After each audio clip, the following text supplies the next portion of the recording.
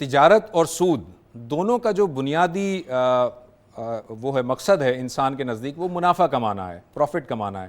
ایک حلال ہے اور ایک حرام ہے، وجہ کیا ہے اس کی؟ پہلے تو دونوں کے فرق کو سمجھ لینا چاہیے۔ یعنی تجارت جب ہم کرتے ہیں تو میں کوئی مال خریدتا ہوں، آپ تک پہنچاتا ہوں، اس کو پہنچانے میں مجھے بہت سی مشقت کرنی ہوتی ہے، میرا صرفہ بھی ہوتا ہے، اس کے بعد میں آپ کو ایک سہولت بہم پہنچا کے آپ سے کچھ منافع لے لیتا ہوں۔ یہاں صورتحال تجارت کی نہیں ہے۔ یہاں آپ کیا کر رہے ہیں؟ یہاں آپ یہ کر رہے ہیں کہ قرض دے رہے ہیں۔ یہ بات ذہن میں رکھنی چاہیے کہ سود کا تعلق قرض سے ہے، یعنی قرض پر منفعت کو سود سے تعبیر کیا جاتا ہے۔ قرآن مجید نے یہ بتایا ہے کہ یہ ظلم ہے۔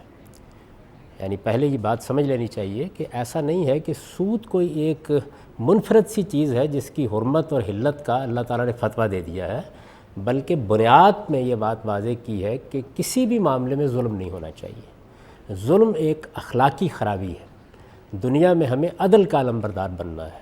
قرآن مجید نے جو بنیادی اخلاقیات بتائی ہیں، آپ یہ جانتے ہیں کہ اس میں یہ کہا ہے کہ ان اللہ یامرکم بالعدل، اللہ تمہیں عدل کرنے کی ہدایت کرتا ہے، نصیحت کرتا ہے، عدل کا حکم دیتا ہے۔ تو زندگی کے تمام معاملات میں، خواہ وہ معیشت سے متعلق ہیں، خواہ وہ معاشرت سے متعلق ہیں، خواہ وہ سیاست سے متعلق ہیں، مسلمانوں کو یہ تلقین کی گئی ہے کہ وہ انصاف سے کام لیں۔ قرآن مجید یہ کہتا ہے کہ یہ معاملہ کہ آپ کسی کو قرض دیں تو چونکہ جو کچھ اس نے روپیہ لینا ہے وہ جا کے کہیں صرف کر دے گا، یعنی ایسے تو نہیں رکھے گا نا، وہ جا کے اس کو خرچ کر دے گا۔ کنزیوم کر دے جب وہ اس کو خرچ کر دے گا، وہ کنزیوم ہو جائے گا، تو اس کے نتیجے میں اسے یہ مشقت کرنی ہوگی کہ پہلے وہ کوئی تجارت کر کے کہیں سے لے کر کوئی اپنی پراپرٹی بیچ کر اس روپے کو دوبارہ پیدا کرے۔ تو آپ اس پر چونکہ منفعت طلب کر رہے ہیں اور اس نے اپنی ضرورت کے لیے آپ سے قرض لیا تھا، تو یہ ایک ظلم ہے جس کا ارتکاب آپ کو نہیں کرنا چاہیے۔ یہ وجہ ہے، یہی سبب ہے کہ کرائے کو جائز قرار دیا گیا ہے، اس لیے کہ وہ کسی کنزیومیبل چیز سے متعلق نہیں ہوتا۔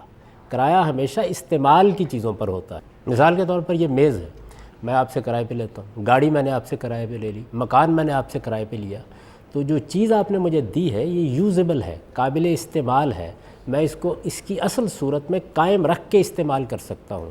آپ مجھ سے واپس مانگیں گے تو میں آپ کو یہ دے دوں گا، لیکن روپے کا معاملہ یہ نہیں ہے، مجھے وہ خرچ کر دینا ہے، وہ کنزیوم ہو جانا ہے۔ تو اس وجہ سے اس پر جب آپ کوئی زائد چیز طلب کرتے ہیں تو اس کو اللہ تعالیٰ نے ظلم قرار دے دیا ہے۔ یہ فرق ہے ان دونوں چیزوں میں۔